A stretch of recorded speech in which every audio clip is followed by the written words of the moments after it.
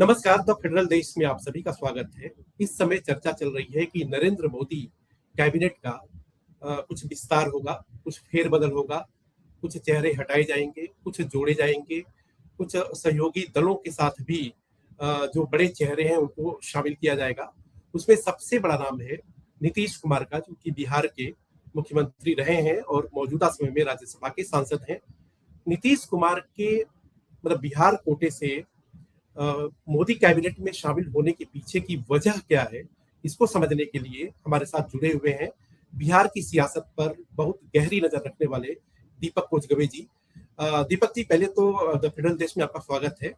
पहला सवाल यही है कि नमस्कार। नीतीश कुमार की ये जो पारी है, जो चर्चा है, अभी अटकलें लगाई जा रही हैं कि वो मोदी कैबिनेट का हिस्सा हो सकते हैं, तो इसके पीछे ये जो कयास है उसके पीछे बड़ी वजह क्या है? देखिए, अभी तो ये चर्चा चल रही है कि नरेंद्र मोदी अपने कैबिनेट का विस्तार करेंगे। और ये भी चर्चा चल रही है कि कुछ बहुतों को हटाएंगे भी, कुछ को प्रमोशन भी देंगे, कुछ को इंडक्ट भी करेंगे। तो ये चर्चा है, ना अभी तिथि की घोषणा हुई है और ना कौन तारीख को होगा ये भी नहीं हुआ। हालांकि इस संदर्भ में मिले नरेंद्र मोदी और गृह मंत्री अमित शाह राष्ट्रपति से मुलाकात कर चुके हैं। और 2 दिन पहले राष्ट्रपति से मुलाकात, यह अटकलें तब तेज हो गई कि वो राष्ट्रपति से मुलाकात करने के पीछे 2 वजह हो सकती है। एक वजह तो पार्लियामेंट सेशन की बात भी हो सकती है, या मंत्रिमंडल विस्तार करने की भी बात हो सकती है। ये अटकलें बाजार में बहुत तेज तरीके से चल रही है। और यहाँ तक भी चल रही है कि कौन मंत्री होंगे, कौन नहीं होंगे। ये राजनीतिक गलियारे की चर्चा है। और राजनीतिक की गलियारे की चर्चा है तो ये कहावत है कि अगर आग लगे तो धुआं जरूर निकलता है। तो कहीं एकदम। ना कहीं कुछ, हाँ, ये बातें हैं कि वो अपना मंत्रिमंडल विस्तार करेंगे। कब करेंगे, नहीं करेंगे, ये तो उनके कैबिनेट की बैठक के बाद तय होगा कि कौन तारीख को क्या होगा, मंत्रिमंडल का विस्तार होगा। मगर इसी बीच बिहार में की सियासत में एक बड़े नाम रखने वाले, सबसे बड़े नाम रखने वाले नीतीश कुमार, जो 2 दशकों से बिहार की पॉलिटिक्स की नब्ज को बहुत जबरदस्त तरीके से पकड़े हुए हैं और पकड़ते हैं। और आज भी पकड़ने की कोशिश किए हैं कि वो नब्ज मेरे हाथ से न जाए।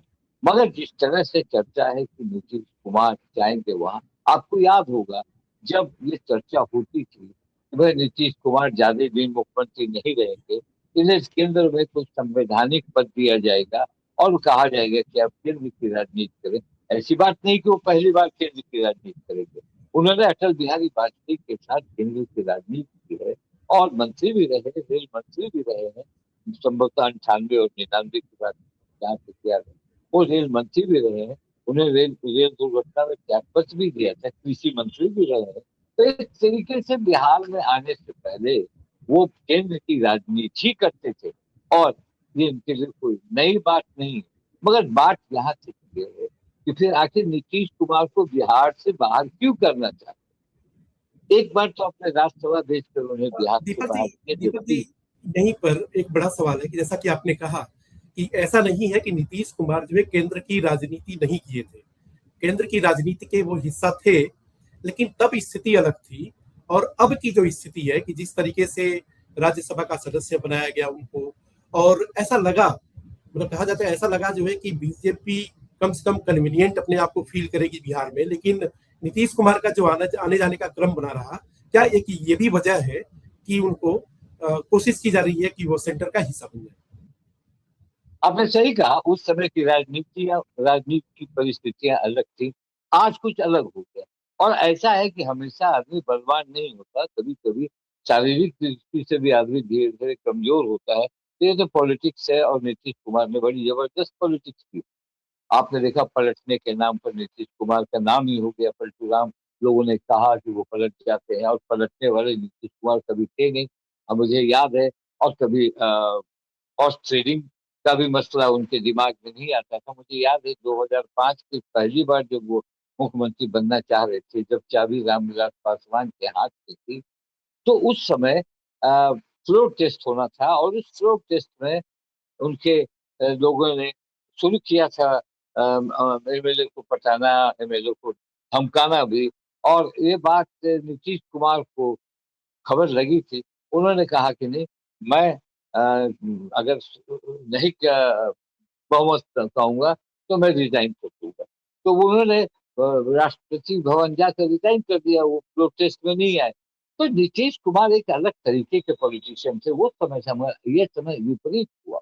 अब आप देखिए नीतीश कुमार किस तरह से मानते जा रहे हैं। आज जिस तरह से ये बात की चर्चा हो रही है कि क्या नीतीश कुमार केंद्र में मंत्री होंगे, नामों की चर्चा है, महत्वपूर्ण जिम्मेदारी दी जाएगी, तो कहीं ना कहीं मैंने पहले भी कहा कि आग लगने से पहले धुआं तो होता ही है ना।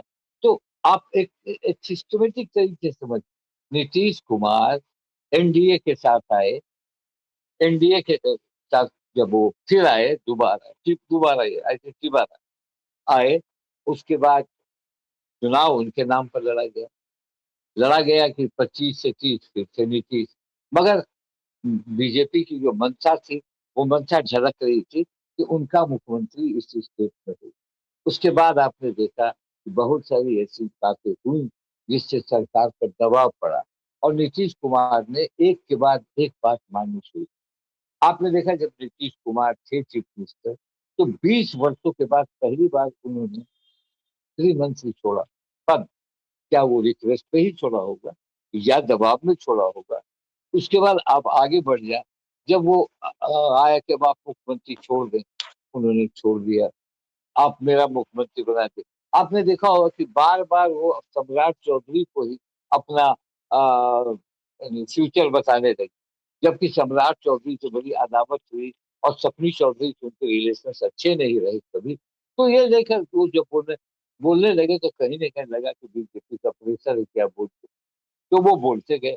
वहां के बाद आपने देखा चीफ मिनिस्टर तो सम्राट चौधरी को उन्होंने काबिज कराया बहुत वार्म तरीके से। अगर वार्म तरीके से कराया या आधे मन से कराया तो वो जानते हैं। दो डिप्टी सीएम हुए, दो डिप्टी सीएम भी है, वो भी बात मान गए। अब उसके बाद आप आगे बढ़िए, विधानसभा अध्यक्ष की बात हुई कि भाई कम से कम विधानसभा अध्यक्ष का ऐसा इम्पोर्टेंस तो जेडीयू को दीजिए, उसमें भी वो बात मान गए। विधानसभा के अध्यक्ष की बात हो गई उनकी, प्रेम कुमार बरकरार रहेंगे विधानसभा अध्यक्ष। उसके बाद अब आगे बढ़ती, जब जब ये मामला आया कि पोर्टफोलियो में समान प्रशासन भी दे दिया उन्होंने, यानी एक मुकम्मल मुख्यमंत्री को जो शक्ति होनी चाहिए वो दिला दी गई सम्राट चौधरी को। और नीतीश दर बदर मानते चले गए बात। कहीं उन्होंने गठबंधन का धर्म पहले भी निभाते होंगे, नाराज होते थे, छोड़ देते थे, आरजेडी के साथ चले जाते थे, सरकार बना देते। तो कहीं ना कहीं वो नीतीश कुमार अब दिखते नहीं, इसलिए कि उन्होंने हर चीज में समझौता किया।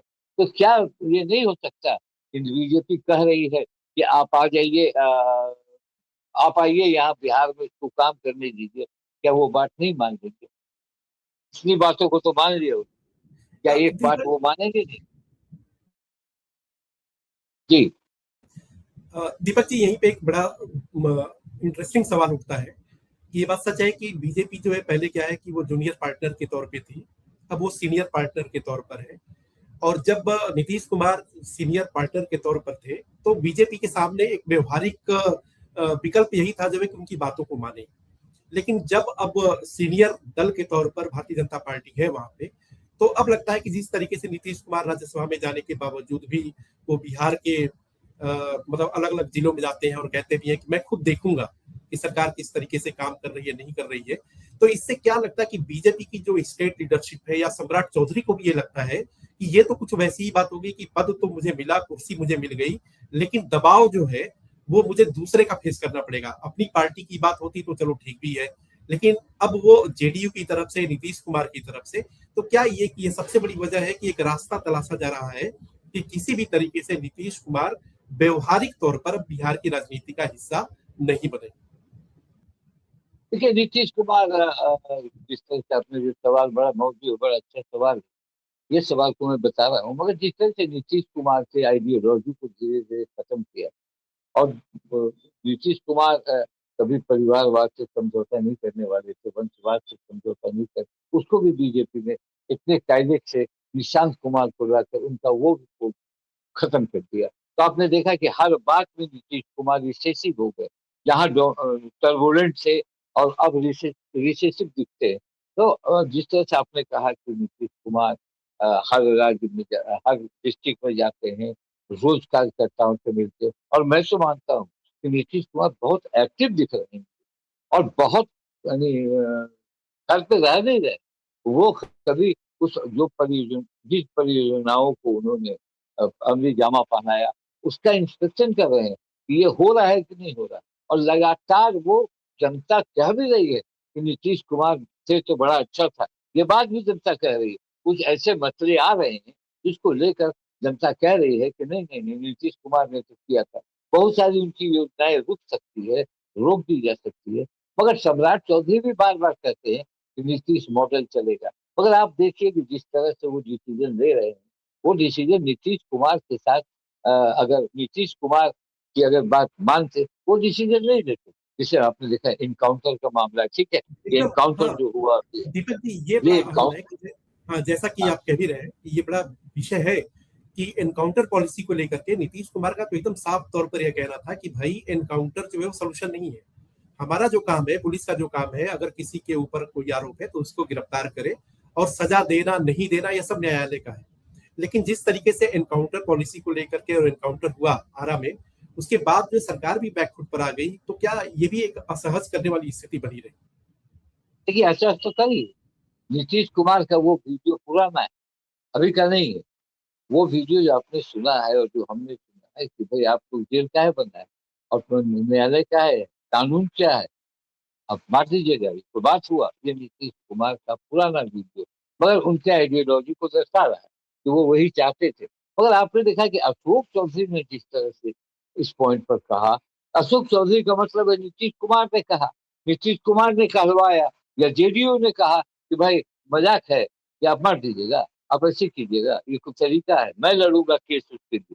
तो कहीं ना कहीं सम्राट चौधरी अपना डिसीजन, यानी अपने पार्टी का, वो खुद डिसीजन तो नहीं देंगे, वो डिसीजन तो ऊपर से आएगा, होम मिनिस्ट्री से गाइडेड होंगे। डबल इंजन की सरकार जरूर है, मगर इंजन तो अब दिल्ली में। तो उस तरह से कहने का मतलब है कि कहीं ना कहीं नीतीश कुमार इन सब चीजों से बहुत जरूर विचलित होते होंगे, मगर उनके पास संख्या बल की कमी है। देखिए बीजेपी ने बहुत स्मार्टली बिहार के चुनाव को करवाया, और नीतीश कुमार अपनी जिस तरह से सीटों की संख्या आई, और आपने अपोजिशन को देखा, अपोजिशन जहां पर इकट्ठा रहा, वो राज्यसभा में बता दिया गया चुनाव में कि आप नहीं सरकार बना सकते नीतीश जी, देखिए मैंने कैसे तोड़ दिया। और तो वो वहां से भी नहीं रहे कि हम भाग के दौड़ के फिर तेजस्वी के पास चले जाएंगे। अगर तेजस्वी के पास जाएंगे, दो चार एमएलए इधर उधर होंगे, मामला खत्म हो जाएगा। तो बीजेपी ने बड़े रणनीति के तरीके से नीतीश कुमार को बांधा। नीतीश कुमार मानते हैं या नहीं मानते हैं, समझते हैं कि नहीं समझते हैं, उनकी पार्टी ये बात जानती है कि नहीं जानती है, फील करती है कि नहीं करती है, ये उन लोगों का मसला है। मगर साफ तौर पर अब चाहती है बीजेपी कि अब बीजेपी अपना एजेंडा चलाए, और अपने एजेंडे के तहत 29 का जो चुनाव होगा लोकसभा, और ये भी जानती है कि बिना नीतीश के 16% के वोट के हम नहीं कर सकते। लाख सम्राट चौधरी को आप सीएम बना दे, तो लव कुश का जो मसला है वो नीतीश कुमार से अलग होने की स्थिति में अभी तो नहीं है। अब आगे क्या होगा मैं नहीं कह सकता, उपेंद्र कुशवाहा को भी साइड कर देना। तो कहीं ना कहीं सम्राट चौधरी ये मान रहे हैं कि अब बीजेपी ये मान रही है कि जिस वोट से नीतीश कुमार आए हैं, उस वोट को भी छिन्न भिन्न कर दो, ताकि नीतीश कुमार कुछ नहीं कहें। हम उस चुनाव में 40 में 30 सीट मांगे और 10 सीट उनको दें, तो मान जाए और हम 30 सीट लेके हम बहुमत आगे लेकर चले वहां। ये सारी बातें आ गई। जिस तरह से पार्टी में तोड़ फोड़ हो रही है, जिस तरह से एमपी को अपने कभी 20 एमपी टीएमसी के, 100 एमपी उद्धव ठाकरे के, 20 डीएमके के, ये सब तैयार है। नीतीश कुमार जरूर डिफेंसिव हो गए होंगे कि कहीं ना कहीं मेरे पार्टी को पर कोई ऐसा मामला ना हो जाए कि हम भी नवीन पटनायक की तरह हो जाए और हम भी उद्धव ठाकरे की तरह हो जाए। तो कहीं ना कहीं ये सारी बातें उनको सताती, और ये सताना वाजिब भी है। क्योंकि नीतीश कुमार के बारे में जिस तरह से लोगों ने कहा कि नीतीश कुमार का मेंटल लेवल खराब हो गया, पर अब मैं नहीं मान रहा हूँ। जिस तरह से भी नीतीश कुमार काम कर रहे हैं, स्पॉट पर पहुंच जा रहे हैं, सवेरे उठ के किसी मंत्री के यहाँ चले जा रहे हैं, हाँ उससे दीपक जी, बात कर ये रहे हैं। ये बड़ा सवाल है कि जो कहा जा रहा था कि मेंटल स्टेटस उनका ठीक नहीं है, लेकिन जिस तरीके की एक्टिविटी है उससे वास्तव में ये समझ पाना अपना मुश्किल होगा कि उनकी उनका मेंटल स्टेटस ठीक नहीं है। तो लेकिन एक सवाल और उठता है कि मतलब क्या भारतीय जनता पार्टी दो तरीके से, कि प्रेम से थोड़ा सा डरा करके, थोड़ा सा जो धमका करके, प्रेम से धमका करके, मतलब इस तरह की स्थिति का निर्माण करो कि नीतीश कुमार को एकदम बाइंड कर दो कि वो सेंटर की राजनीति में ही अपने आप को फिक्स कर लें, और बिहार आने जाने का जो है कम से कम जो सिलसिला है वो टूटे। क्योंकि नीतीश जितना ज्यादा बिहार जाएंगे तो उससे क्या है कि जेडीयू के कार्यकर्ताओं में, उनके जोश में उभार होगा, और कहीं ना कहीं ये भारतीय जनता पार्टी के लिए बहुत बेहतर स्थिति नहीं बनेगी। देखिए, नीतीश कुमार को आपको मैं एक उदाहरण देता हूँ। नीतीश कुमार को बहुत तेजी से धमका कर, बहुत तेजी से ये करके वो काम नहीं कर पाएंगे। डरा के, नहीं हल्का डराएंगे। दीपक जी अभी क्या है कि ये हाल में जो ये टेंडर घोटाला वाला प्रकरण जो आया, तो मतलब मीडिया सर्कल में भी इस तरह के बहुत तरह, मतलब तरह तरह के सवाल भी उठे कि कहीं ना कहीं मतलब भारतीय जनता पार्टी किस तरीके से उनको साध रही है उनको पता है, हाँ मतलब जी, इस तरह ये की, बात ठीक इस है। तरह, हाँ, यह बात कि आपने शायद, सही कहा हाँ, कि शायद जिस भारतीय तरह जनता से पार्टी के हाथ में एक नस है, एक कमजोर नस मिली है, जिसको वो दबा भी रहे हैं, और उसके बाद जो वो ये कह भी रहे हैं कि भाई आप हमारे लिए सम्मानित हैं और आपका हम सम्मान भी करते हैं, तो दोनों दोनों काम एक साथ हो रहा है। देखिए, आपने कहा कि उनके पास नब्ज है और उनके पास पूरा बीपी मशीन है। वो पूरे बीपी मशीन को नाप लेते हैं और नाप के देख रहे हैं जिस तरह से ममता बनर्जी की पूरी टीम आ गई। क्यों आई? जिस तरह से उद्धव ठाकरे के लोग आ गए, जिस तरह से शिंदे वहां चले गए, जिस तरह से आपने देखा महाराष्ट्र में पवार चले गए, जिस तरह से बंगाल में आ गए शुभेंदु अधिकारी। तो एक अलग स्टाइल है बीजेपी का वो काम करने का। कहीं ना कहीं जिस तरह के अभी बिहार में रेड हो रहे हैं, जिस तरह से कुछ अधिकारी पकड़े जा रहे हैं, वाजिब मुख्यमंत्री को इस बात का डर होगा कि कहीं ये लॉ को इधर तो नहीं लाया जा रहा है। जबकि मुख्यमंत्री अगर मानिए तो मुख्यमंत्री का जो हमने देखा आज तक, वो ईमानदारी के बड़े ये रहे हैं। अपने वो कुछ कर नहीं सकते हैं अपने तरीके से अपना धन बढ़ाने की और अपना पैसा कमाने की उनकी लालसा आज तक नहीं थी। बहुत करीब से जानता हूँ। उन्होंने जिस तरह की शादी की थी और उसी समय से उस व्यक्ति के आइडियोलॉजी लोग समझते हैं। मगर जिस तरह से उनके आसपास लोग हैं, 4 5 6 लोग, 8 लोग, वो कहीं ना कहीं इन्वॉल्व हो सकते हैं उनके अधिकारी हो जाए। तो ये बीजेपी ने एक प्रेशर पॉलिटिक्स का ये लिया है और मुझे लगता है कि बीजेपी अभी तो सरकार बनी है 26 में 27 28 29 की। अभी तो 5 साल अभी उनके पास है बिहार को यानी चमकाने का। और दूसरी बात, जिस तरह से बंगाल में वो अकेले चुनाव लड़के जीते हैं, बिहार में भी उनकी नजर होगी कि बंगाल का फॉर्मूला हम बिहार पर भी लाए और हम अकेले चुनाव लड़ लें और अकेले चुनाव लड़के अकेले अपना स्वतंत्र मुख्यमंत्री दें। कोलिजन का कहीं का मतलब न रहे कि हम मिलीजुली सरकार लेके बन रहे हैं। अगर आप बात करते हैं तो कम से कम 35 34 की संख्या में लोग मिले हुए हैं एनडीए से, तब जाके केंद्र में सरकार चलती है। तो ये सारी बातें बीजेपी के मन से, तो मुझे लगता है कि जब नीतीश कुमार सब बात मान रहे हैं, निशांत कुमार को प्रोजेक्ट कर रहे हैं, निशांत कुमार प्रोजेक्ट हो रहे हैं, कितना निशांत कुमार आगे जाएंगे नीतीश कुमार के मन में भी सवालिया निशान होगा कि कहाँ तक आगे निशांत जाएंगे। क्योंकि निशांत को नीतीश बचपन से जानते होंगे, उनके पिता है, उनकी एक्टिविटीज को जानते होंगे, कहाँ वो यूज हो जाएंगे। ये सारी बातें होंगी। बतौर उन्हें हेल्थ मिनिस्टर बनाया गया है कि मेरा जो लीगेसी है उसको लेकर तुम चलो। तो ये सारी बातें नीतीश कुमार के जीवन में है। और अगर उनको देखिए, अब बोलना नहीं चाहिए, हरिवंश जी जो कि नीतीश कुमार ने राज्यसभा भेजा, आज की तारीख में डिप्टी स्पीकर हैं, डिप्टी चेयरमैन है वहाँ। तो कहीं ना कहीं वो सारा पोस्ट तो है नहीं उनके पास, राष्ट्रपति उपराष्ट्रपति का पोस्ट नहीं, राष्ट्रपति बनाएंगे नहीं। उसके बाद एक बचता है मंत्रिमंडल का कि भाई मंत्रिमंडल में लाएंगे। अब वो मंत्रिमंडल में नीतीश कुमार जाएंगे कि डिक्लाइन करेंगे, ये नीतीश कुमार जानते हैं, क्योंकि नीतीश कुमार की बातों को जानना उनके अगल बगल के लोगों के लिए भी टेढ़ी खीर है कि उनके दिमाग में क्या चलता है। मगर हाँ, इन दिनों पॉलिटिकल एक्टिविटीज में नीतीश कुमार बहुत तेज गति से लगे हुए हैं। अनुभव है 20 साल का, अधिकारी उनके बहुत अभी भी हैं। ठीक है, आपने देखा नीतीश के बिल के खिलाफ ही हुआ होगा, पूरे जिले के DM, SP, IG, DIG transfer का यहाँ एक सिलसिला सा चला हुआ है। तो सम्राट चौधरी अपने सीएमओ के ये को भी अपने कब्जे में लेने की तैयारी कर रहे हैं। उनके अधिकारी जो है वो धीरे धीरे धीरे धीरे हटते जा रहे हैं। अब एक प्रधान सचिव है दीपक कुमार, वो बचे हैं। अब आगे जाने लोकेश कुमार सिंह आ चुके हैं, जो कि उनका रिप्लेसमेंट है। वो थोड़े बीमार थे, होगा प्रधान सचिव लोकेश होंगे। और आपने देखा एडवोकेट जनरल भी बदले गए। एडवोकेट जनरल अस्थायी थे नीतीश कुमार के, लगातार एडवोकेट जनरल रहे, पावर पॉइंट होता है एडवोकेट जनरल। अब वो ठीक दिल्ली से संजय को लाए हैं। तो कहीं ना कहीं बीजेपी अपना जो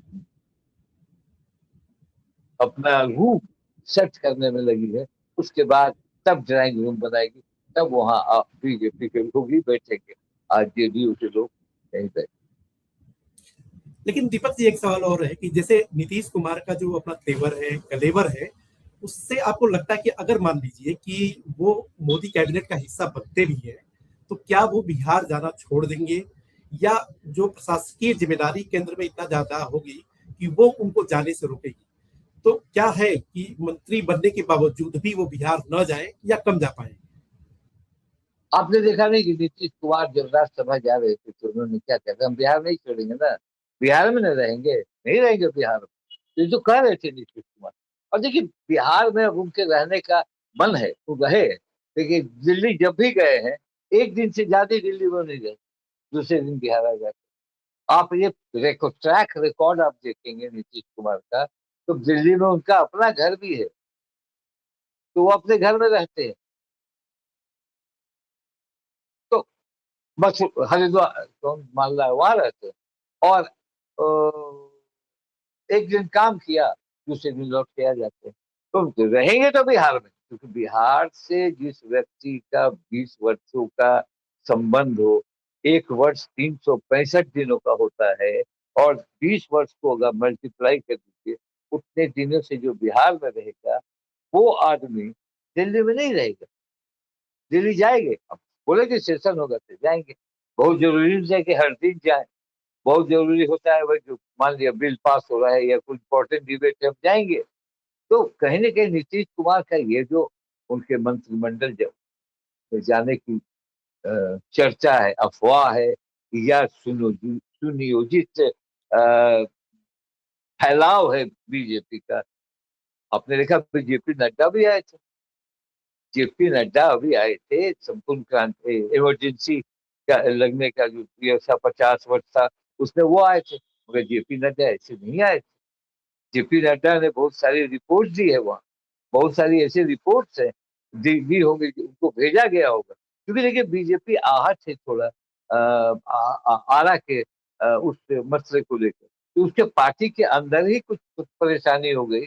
चाहे वो चौबे जी बोल रहे हो, तो आर के सिंह बोल रहे हो, चाहे education minister minister Mithilesh Pandey ने कहा कि भाई गोली, यानी आप गोली मारना चाहिए था, यानी पैर में मारना चाहिए था। ये लेकर उनके पार्टी में कुछ मरमरी है। और ये कहीं जातीय संघर्ष की ओर जाएगा मामला। तो कह रहे हैं लोग कि फॉरवर्ड बैकवर्ड की बात हो रही। ये बात अशोक चौधरी ने कहा कि भाई कितना अच्छा पुलिस काम कर रही थी, देखिए ये सब करवा के बैकवर्ड फॉरवर्ड कर रहे। तो ये सारी बात को लेकर जेपी नड्डा का यहाँ आना बहुत महत्वपूर्ण है। वो क्या रिपोर्ट देंगे, क्या देंगे वो अपने नितिन नवीन को, और नितिन नवीन से क्या बात करेंगे, देखने वाली बात होगी। तो कहीं ना कहीं नीतीश कुमार के नब्ज को भी टटोलने आए होंगे। और आरा भोजपुर में जो हुआ, जो शाहपुर में जो हुआ, उस गांव में उस लड़के की जो हत्या हुई या इनकाउंटर हुआ, ये तो जांच का विषय है, जांच कमेटी करेगी। मगर जिस तरह से लोगों ने इसे हत्या बताया है, तो ये लेकर बीजेपी की साथ गिर रही है, गिरी है। वहां जो वोटर आपके हैं, बिना आपके कन्वासिंग के वो आपको वोट देते हैं, आज वो छिटक जाएंगे। तो कहीं ना कहीं बिहार की राजनीति के अंदर ही अंदर कुछ सुलगता दिखता है। और इस परिस्थिति में क्या नीतीश कुमार केंद्र की राजनीति में जाएंगे, मुझे बहुत लगता नहीं। इसलिए लगता है कि मगर ये बात भी लगती है कि सारी बातों को वो मानते चले आ रहे हैं, कहीं ये बात भी तो नहीं मान रहे। तो ये देखने वाली बात होगी कि मोदी कैबिनेट में नीतीश कुमार हिस्सा बनते हैं या नहीं बनते हैं। लेकिन जिस तरह की स्थितियां परिस्थितियां बनी हुई हैं, जो पीछे का ट्रैक रिकॉर्ड है, वो इस बात की तरफ इशारा कर रहा है कि बीजेपी ये चाहती है कि नीतीश कुमार का दखल बिहार की राजनीति में गैर सीएम रहते हुए कम से कम हो, ताकि वो अपने एजेंडे को सही तरीके से जमीन पर उतार सके। तो दीपक जी, इस चर्चा में शामिल होने के लिए आपका बहुत बहुत शुक्रिया।